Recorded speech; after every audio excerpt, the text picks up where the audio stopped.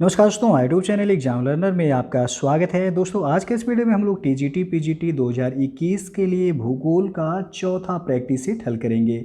इसके पहले हम आपको बता दें कि भूगोल का 3 प्रैक्टिस सेट अपलोड हो चुका है। जो लोग नहीं देखे हैं चैनल के प्लेलिस्ट में जाके आप वहाँ से देख सकते हैं। साथ में इतिहास और नागरिक शास्त्र इन सब का भी प्रैक्टिस सेट चैनल पर अपलोड है, तो आप चैनल के प्लेलिस्ट में जाके वहाँ से सभी वीडियो को देख सकते हैं। तो वीडियो को लाइक शेयर कर दीजिएगा। चैनल पर पहली बार आए हैं तो चैनल को सब्सक्राइब कर लीजिएगा। साथ में बेल आइकन को प्रेस कर लीजिएगा, जिससे आने वाले अगले वीडियो का नोटिफिकेशन आपको पहले मिलता रहे।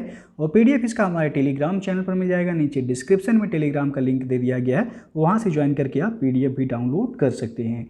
तो चलिए शुरू करते हैं। शुरू करने से पहले एक सूचना है कि ग्रेडअप पर जो है 50% का डिस्काउंट अभी चल रहा है। ये ऑफर सीमित समय के लिए है। आप कोड यूज करेंगे मिशन 50, जिससे आपको वहाँ पे 50% का तत्काल जो है डिस्काउंट मिलेगा। यानी आप कोई भी किसी भी बैच का सब्सक्रिप्शन आप लेते हैं तो आपको 50% का तत्काल डिस्काउंट वहाँ पे मिल जाएगा। ये ऑफर सीमित समय के लिए। नीचे डिस्क्रिप्शन पे जो है लिंक दे दिया गया है, वहाँ से जाके आप वीडियो के लिंक को जो है आप देख सकते हैं। और सब्सक्रिप्शन आप एक लीजिएगा तो उसमें आप UPPSC, RO, UP triple SC, PET जैसे सभी एग्जाम के जो है वीडियो को आप देख सकते हैं। तो ये ऑफर बहुत सीमित समय के लिए। कोड जरूर जो है आप ये यूज कीजिएगा मिशन 50, जिससे आपको 50% का डिस्काउंट वहाँ पे मिल जाएगा।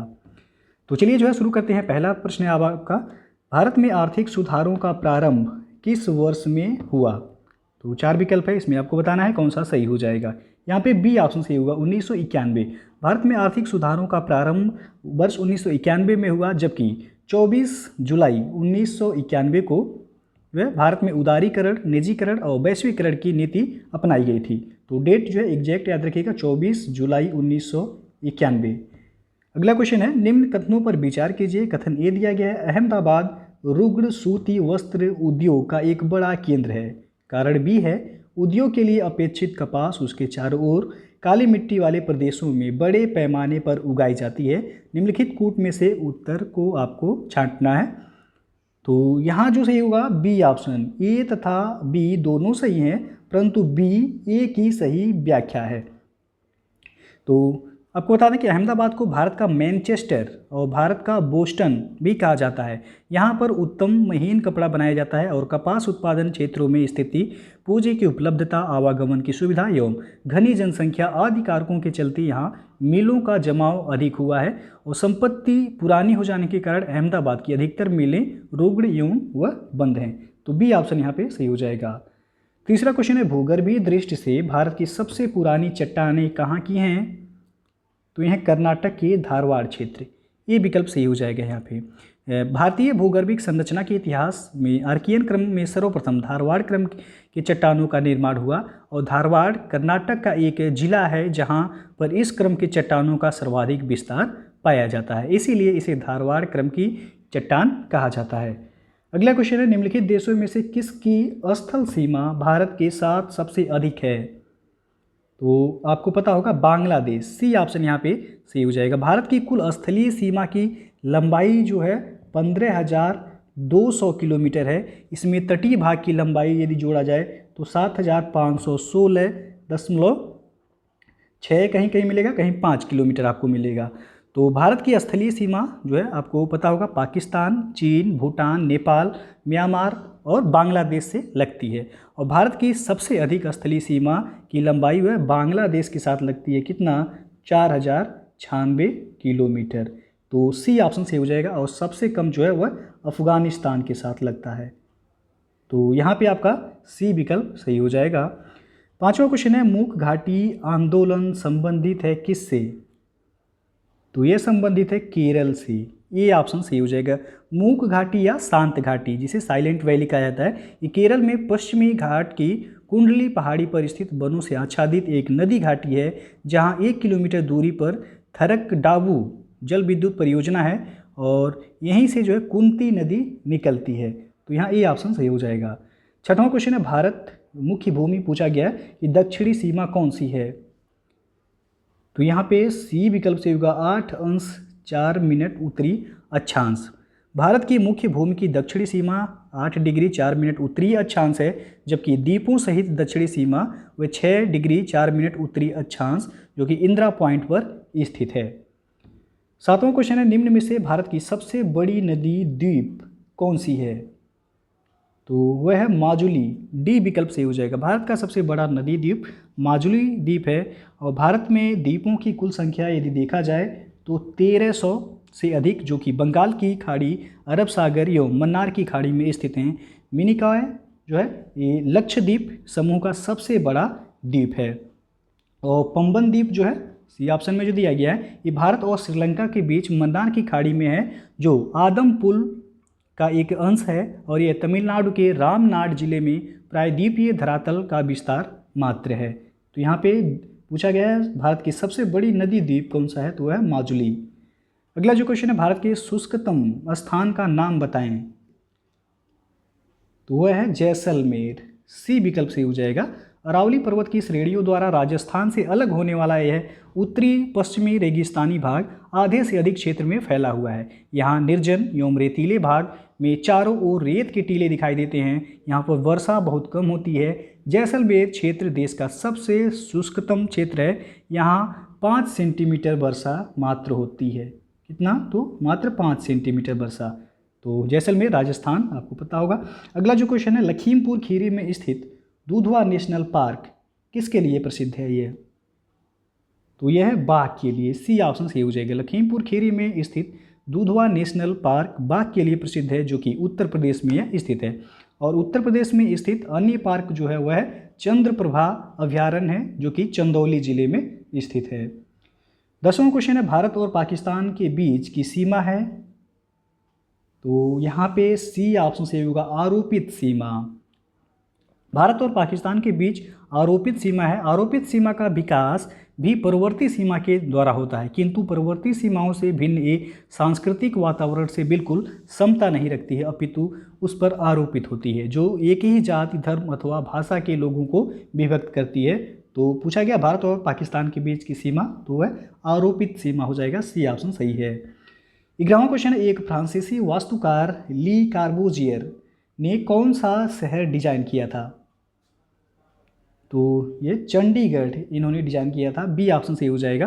फ्रांसीसी वास्तुकार ली कार्बूजियर ने चंडीगढ़ शहर का डिजाइन किया था। और आपको पता होगा जो है कि कर्नाटक की राजधानी है बेंगलुरु, और जो है कोलकाता ये पश्चिम बंगाल की राजधानी है, चेन्नई तमिलनाडु की राजधानी है, और चंडीगढ़ जो है ये पंजाब और हरियाणा दोनों की राजधानी है। अगला जो क्वेश्चन है, पाक जलडमरू मध्य भारत से किसको अलग करता है? यह तो यह श्रीलंका को अलग करता है। डी ऑप्शन सही हो जाएगा। पाक जलडमरू मध्य ये भारत से श्रीलंका को अलग करता है। और मैकमोहन रेखा जो है भारत और चीन को अलग करता है। रेड क्लिफ रेखा ये भारत और पाकिस्तान को अलग करता है। तो ये भी जो है याद रखिएगा, पूछा जाता है। अगला क्वेश्चन देखते हैं हम, सबसे लंबी समुद्र तटीय रेखा निम्न राज्य के साथ है। तो यहाँ पे डी ऑप्शन सही होगा, गुजरात। सबसे लंबी समुद्र तटीय रेखा गुजरात राज्य की है। और भारत की कुल तटीय लंबाई अभी हम पीछे बताए हैं 7516.6 किलोमीटर है। और भारत की तटीय सीमा पर गुजरात देखा जाए तो 1215 किलोमीटर है। और दूसरे नंबर पे है आंध्र प्रदेश जो कि 974 किलोमीटर है। उसके बाद तीसरे पे है आपका तमिलनाडु जो कि 907 किलोमीटर है। उसके बाद महाराष्ट्र है 653 किलोमीटर, फिर केरल है 570 किलोमीटर। तो पहला जो है यानी कि सर्वाधिक पूछा गया सबसे लंबी समुद्र तटीय रेखा निम्न राज्य के साथ है, तो गुजरात के साथ है। अगला जो क्वेश्चन है, भारत में अपनाई गई मानक मध्याह्न यानी कि मेरिडियन है। तो यहाँ पे ए ऑप्शन सही होगा, 82.5 डिग्री पूर्व। भारत में अपनाई गई मानक मध्याह्न वह 82 डिग्री 30 मिनट पूर्व है, जो भारत के लगभग मध्य में स्थित जो कि प्रयागराज के नैनी से यह गुजरती है। साथ ही यह रेखा छत्तीसगढ़ के जगदलपुर से भी गुजरती है। और यह रेखा भारत के उत्तर प्रदेश, मध्य प्रदेश, छत्तीसगढ़, उड़ीसा तथा आंध्र प्रदेश से होकर के गुजरती है। कुल 5 राज्यों से होकर के यह गुजरती है। याद रखिएगा, पूछा जाता है या फिर मिलान करने के लिए दिया जाएगा आपको, या क्रम से लगाने के लिए दिया जाएगा। तो याद रखिएगा, भारत का जो मध्याह्न रेखा है, मानक रेखा, वह कुल 5 राज्यों से गुजरता है। उत्तर प्रदेश, मध्य प्रदेश, छत्तीसगढ़, उड़ीसा और आंध्र प्रदेश। अगला क्वेश्चन है, निम्न में से किसे पूर्व का मैनचेस्टर कहते हैं? तो ओसाका को, डी ऑप्शन सही हो जाएगा यहाँ पे।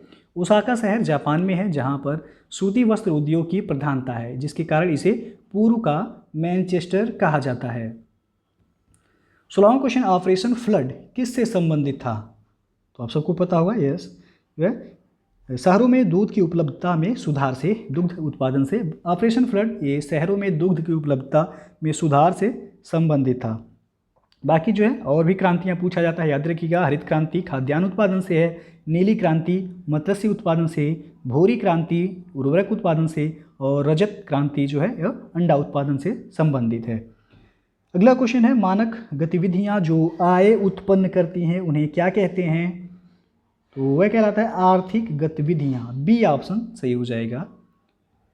18वां क्वेश्चन है, किसी भी विकसित अर्थव्यवस्था में सबसे अधिक रोजगार किस क्षेत्र में होते हैं?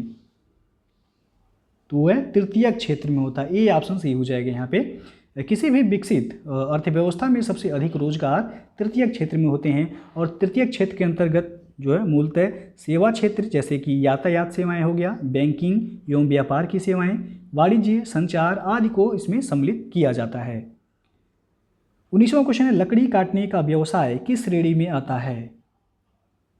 तो ये आता है प्राथमिक कार्यकलाप में, सी विकल्प सही हो जाएगा।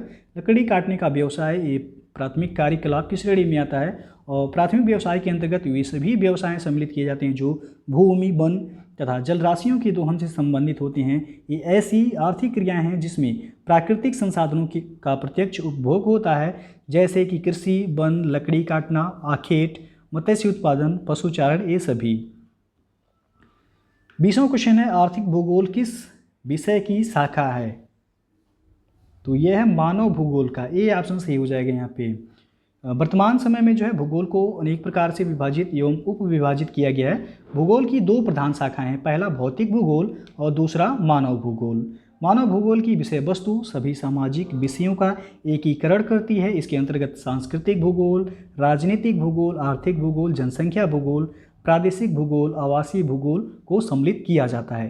तो यहाँ पूछा गया आर्थिक भूगोल किस शाखा यानी कि किस विषय की शाखा है, तो मानव भूगोल हो जाएगा।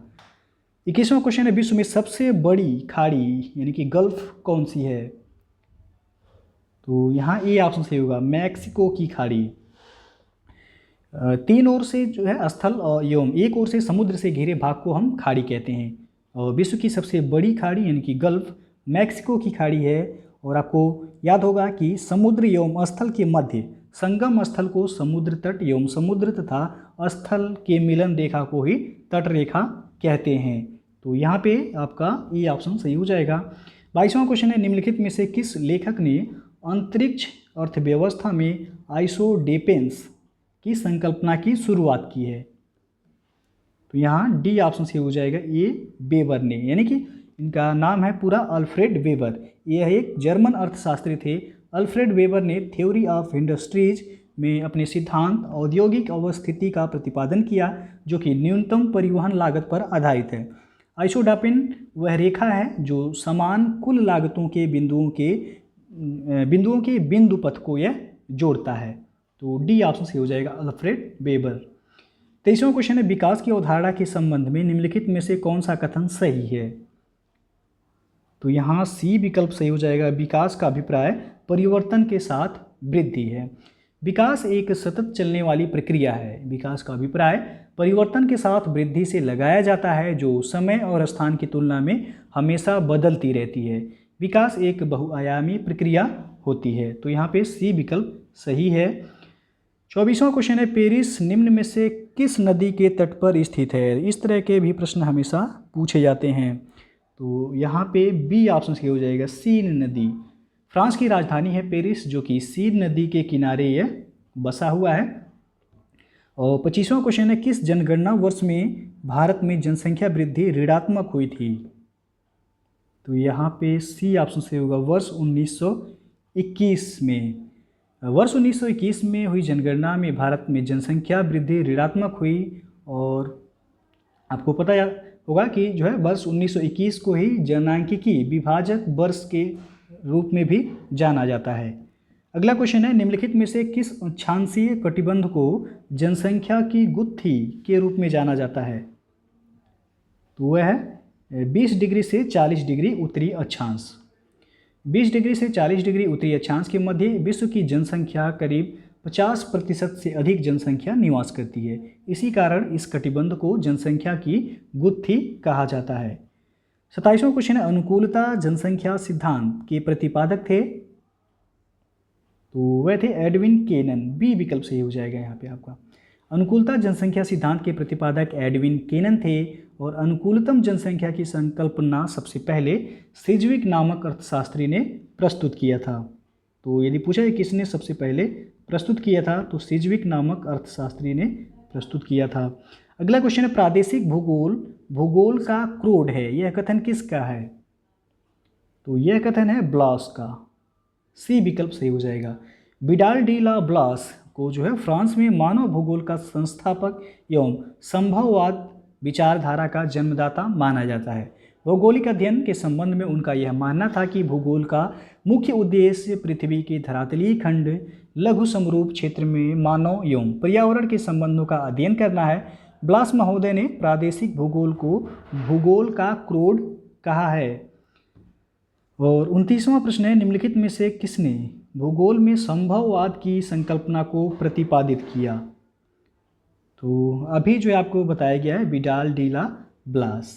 भूगोल में संभववाद की संकल्पना का प्रतिपादन विडाल डी ला ब्लास ने प्रतिपादित किया था और इनकी जो प्रमुख रचनाएं हैं मानव भूगोल के सिद्धांत है और फ्रांस का भूगोल ये विडाल डी ला ब्लास के द्वारा ही लिखा गया है। 30वां क्वेश्चन है, रुको और जाओ निश्चयवाद को किसने प्रस्तुत किया था? तो जी टेलर ने। सी विकल्प सही हो जाएगा यहाँ पे। रुको और जाओ निश्चयवाद को ग्रिफिथ टेलर, जी टेलर यानी कि ग्रिफिथ टेलर ने प्रस्तुत किया था। टेलर ने नियतिवाद का समर्थन किया था, परंतु उन्होंने मानव द्वारा वातावरण परिवर्तन को भी स्वीकार किया था।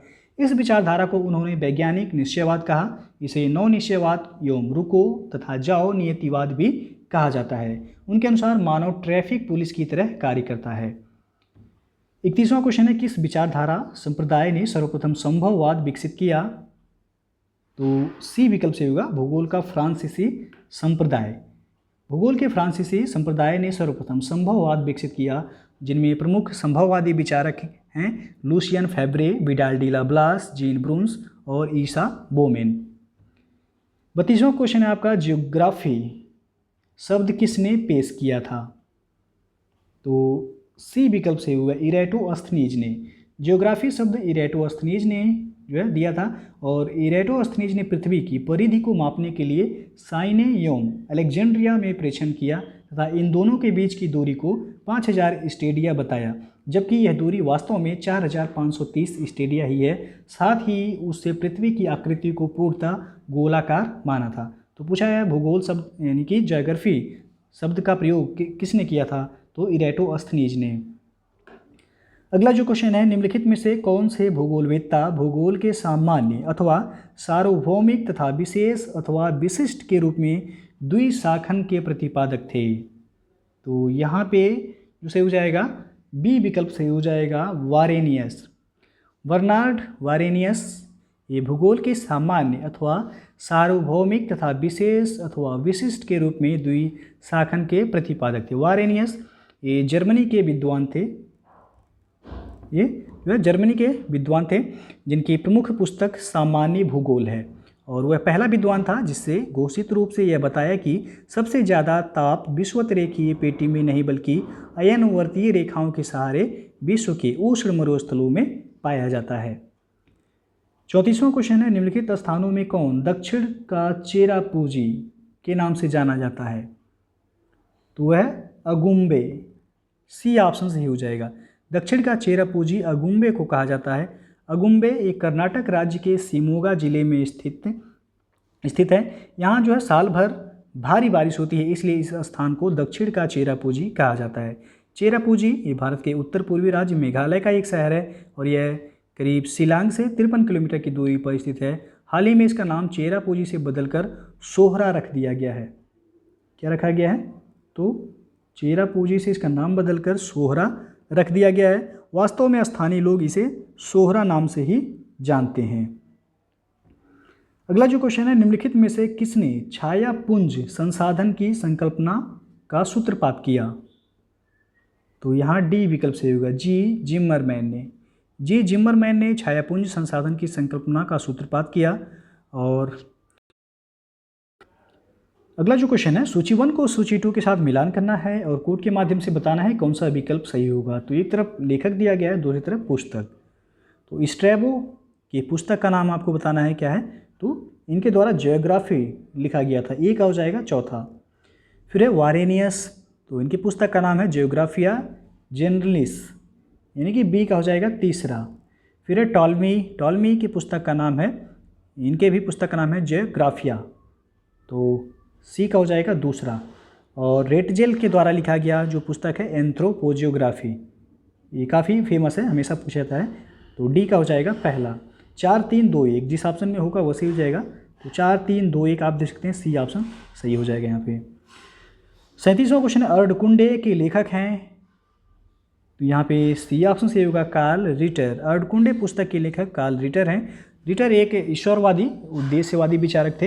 अर्धकुंडे का अर्थ है पृथ्वी का विज्ञान, जिनके 14 खंड हैं, जो कि मुख्यतः अफ्रीका व एशिया के वर्णन से यह संबंधित है। 38वां क्वेश्चन है, राज्य का जैव सिद्धांत किस विद्वान द्वारा प्रतिपादित किया गया था? तो ये दिया गया था रेटजेल के द्वारा, डी ऑप्शन सही हो जाएगा यहाँ पे। राज्य के जैव सिद्धांत का प्रतिपादन रेटजेल महोदय ने किया था। और रेटजेल द्वारा जो लिखित पुस्तकें हैं पूछा जाता है, जिनमें है मानव भूगोल और वाल्कर कुंडे ही रेटजेल के द्वारा लिखा गया है। पृथ्वी एवं जीवन इनके द्वारा लिखा गया है। और एक महत्वपूर्ण है जो कि पूछा जाता है, राजनीतिक भूगोल, ये भी रेटजेल के द्वारा ही लिखा गया है। अगला जो क्वेश्चन है, चरनोजम मिट्टी मुख्यतः पाई जाती है?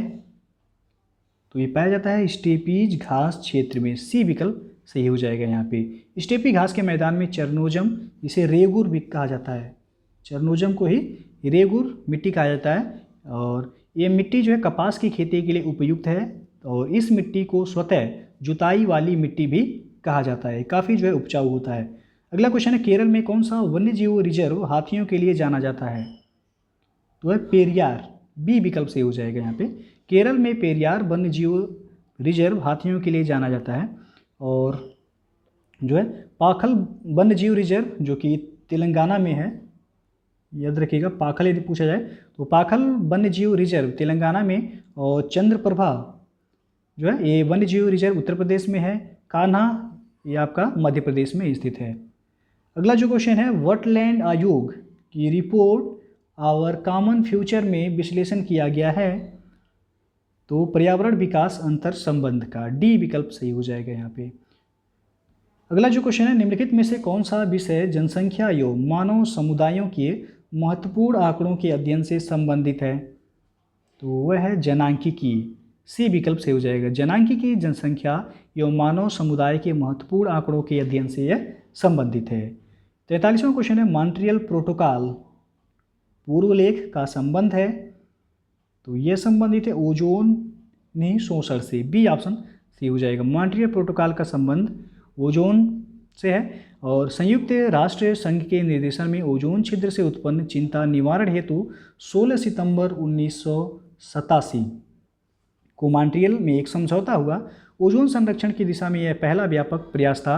इसी सम्मेलन में यह तय किया गया कि 16 सितंबर को अंतर्राष्ट्रीय ओजोन संरक्षण दिवस के रूप में मनाया जाएगा। तभी से जो है 16 सितंबर को प्रत्येक वर्ष ओजोन परत संरक्षण दिवस के रूप में भी मनाया जाता है। अगला क्वेश्चन है, जंतु विसरण के निम्नलिखित प्रकारों में से कौन सा एक दीर्घकालिक सूखा के कारण होता है? तो यह होता है ब्लॉक विसरण, ये ऑप्शन सही हो जाएगा। ब्लॉक विसरण यानी कि त्वरित एवं अचानक प्रलयकारी घटनाओं तथा दीर्घकालीन सूखा, प्रचंड बाढ़, वनाग्नि, ज्वालामुखी उद्भेदन आदि, जो कि जंतुओं को अपने अस्तित्व के लिए अन्यत्र गमन करने के लिए बाध्य करती है। इसके कारण होने वाले जंतुओं के विसरण को ब्लॉक विसरण कहते हैं। तो ये ऑप्शन सही हो जाएगा यहाँ। 45वां क्वेश्चन है, कीटभक्षी पौधे जिस मृदा में उगते हैं उसमें अल्पता होती है, यानी कि कमी होती है किसकी? तो नाइट्रोजन की कमी होती है, ये ऑप्शन सही हो जाएगा यहाँ पे। 46वां क्वेश्चन है, निम्नलिखित में से किस स्थान पर क्योटो प्रोटोकॉल में संशोधन स्वीकार किए गए? तो यह दोहा में स्वीकार किया गया था, दोहा यानी कि कतर में।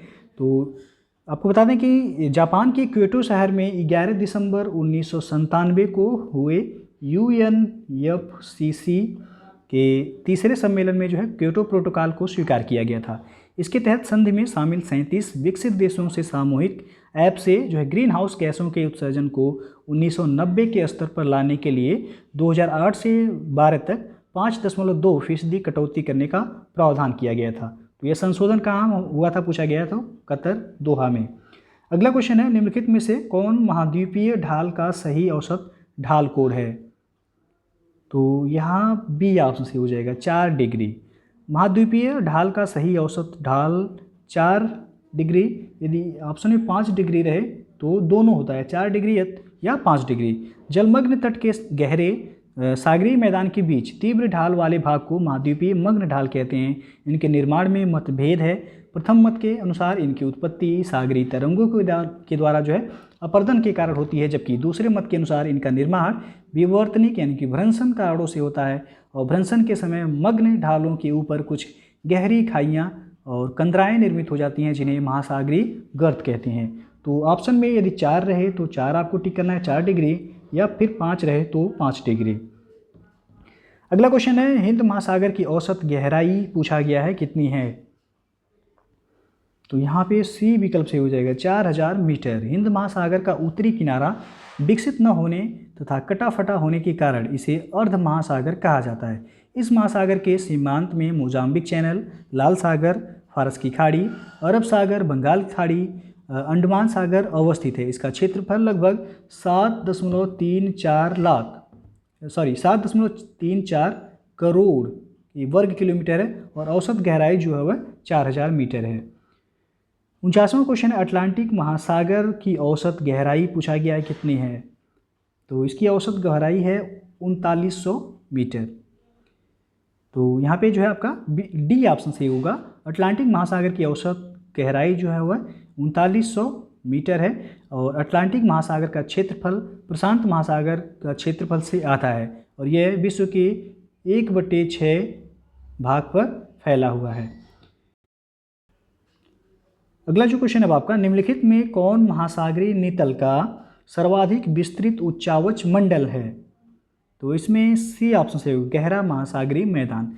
गहरा महासागरीय मैदान महासागरीय नितल का सर्वाधिक विस्तृत मंडल होता है, जिसकी गहराई 3000 से लेकर के 6000 मीटर तक होती है और समस्त महासागरीय क्षेत्रफल का लगभग 75.9% भाग पर सागरीय मैदान का विस्तार पाया जाता है और इसका सर्वाधिक विस्तार जो है प्रशांत महासागर और हिंद महासागर में मिलता है। अगला क्वेश्चन है, छिछली लैगूनों वाले लघु एटालों की श्रृंखला को कहते हैं? तो यह कहलाता है फरोस। ये ऑप्शन सही हो जाएगा यहाँ पे।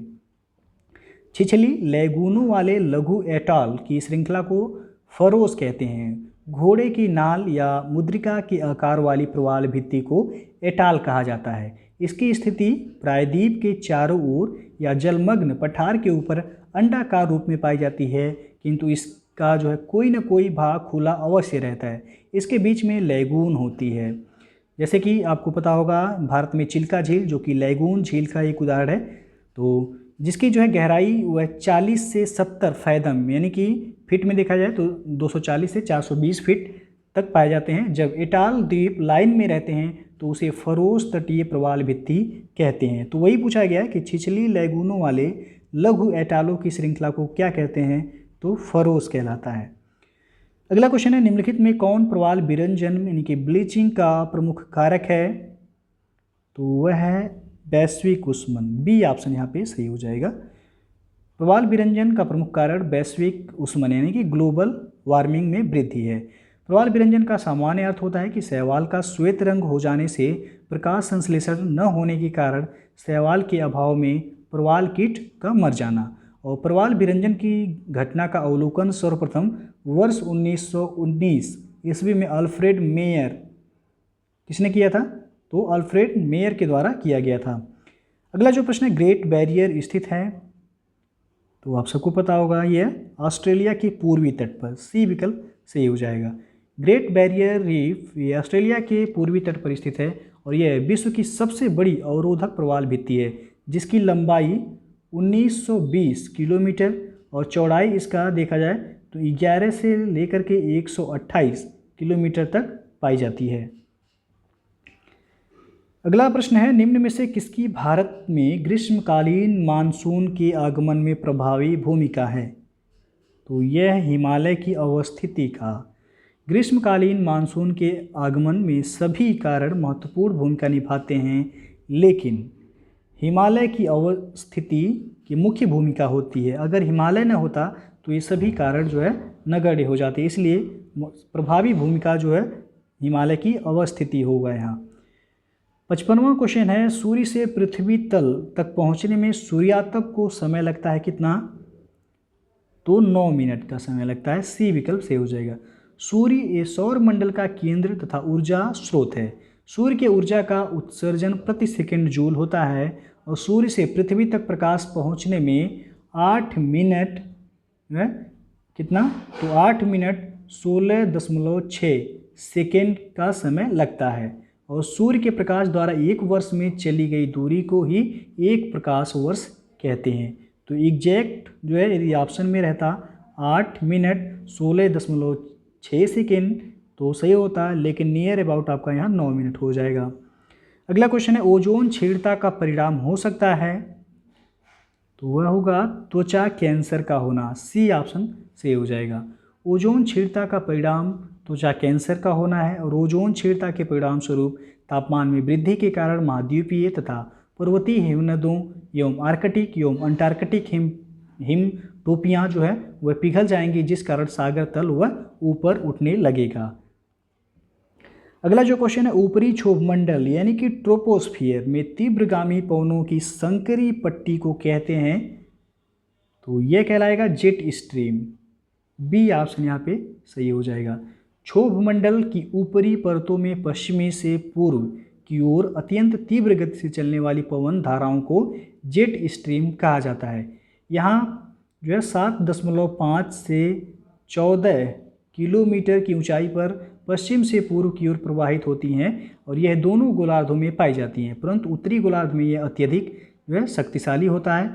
इसमें वायु 120 किलोमीटर प्रति घंटा से चलता है।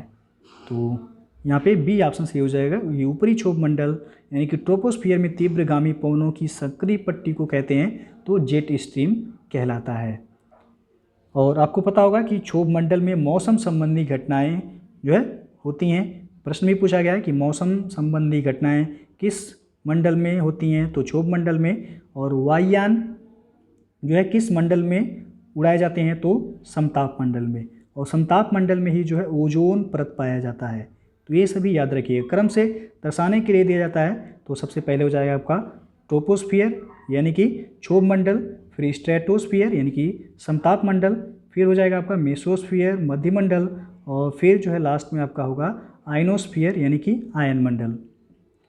अगला जो क्वेश्चन है, वायुमंडल में कौन सी परत वायुयान उड़ान के लिए अत्यंत सुविधाजनक दशाएं रखती हैं? तो अभी हम बताएं जस्ट आपको समताप मंडल, बी ऑप्शन जो है सही हो जाएगा यहाँ पे। क्षोभ सीमा के ऊपर समताप मंडल जो है स्थित है। इसकी ऊंचाई 50 किलोमीटर तक है और समताप मंडल में बादलों का अभाव होता है और धूल के कण एवं जलवाष्प भी जो है नाम मात्र के ही पाए जाते हैं यहाँ। इस मंडल में वायु की गति क्षैतिज पाई जाती है, इसी कारण इस परत में वायुयान उड़ान सुविधाजनक होता है। तो जो है बी ऑप्शन सही हो जाएगा आपका समताप मंडल। क्रम जो है आप याद रखिएगा नीचे से ऊपर, तो सबसे पहले क्षोभ मंडल, फिर समताप मंडल, फिर जो है आपका मध्यमंडल, फिर आयन मंडल, उसके बाद जो है आपका बहिर्मंडल हो जाएगा। अगला क्वेश्चन है, वायुमंडल की परतों का निम्न में से कौन सा एक अनुक्रम सही है? तो क्रम भी यहाँ पूछ लिया गया है, तो सही जो होगा यहाँ पे सी ऑप्शन, अधोमंडल, फिर समताप मंडल, अधोमंडल यानी कि क्षोभ मंडल, समताप मंडल, मध्यमंडल, फिर जो है आयन मंडल। क्रम जरूर याद रखिएगा, कभी कभी अंग्रेजी में पूछ लिया जाता है। तो अधोमंडल जिसे क्षोभ मंडल कहा जाता है, इसे अंग्रेजी में ट्रोपोस्फियर कहते हैं। समताप मंडल इसे स्ट्रेटोस्फियर कहते हैं। मध्यमंडल यानी कि मेसोस्फियर, और आयन मंडल आयनोस्फियर। आयन मंडल को ताप मंडल भी कहा जाता है, तो ये याद रखिएगा जरूर। अगला क्वेश्चन है, निम्नलिखित वैज्ञानिकों में से किसने सर्वप्रथम अंटार्कटिका पर ओजोन क्षय का साक्ष्य प्रस्तुत किया था? तो यहाँ पे सी विकल्प से होगा जे फोरियर ने। जे फोरियर ने सर्वप्रथम अंटार्कटिका पर ओजोन क्षय का साक्ष्य इन्होंने दिया था। और अगला जो क्वेश्चन है वह है, वायुमंडलीय परत जो जैवमंडल का एक भाग है उसे कहा जाता है? तो वह कहलाता है क्षोभ मंडल। बी ऑप्शन सही हो जाएगा यहाँ पे।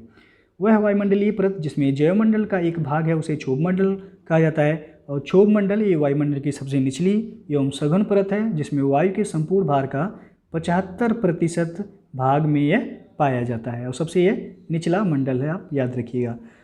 अगला क्वेश्चन है, निम्नलिखित में से कौन सममंडल का भाग नहीं है? तो यहाँ सी ऑप्शन से होगा तापमंडल।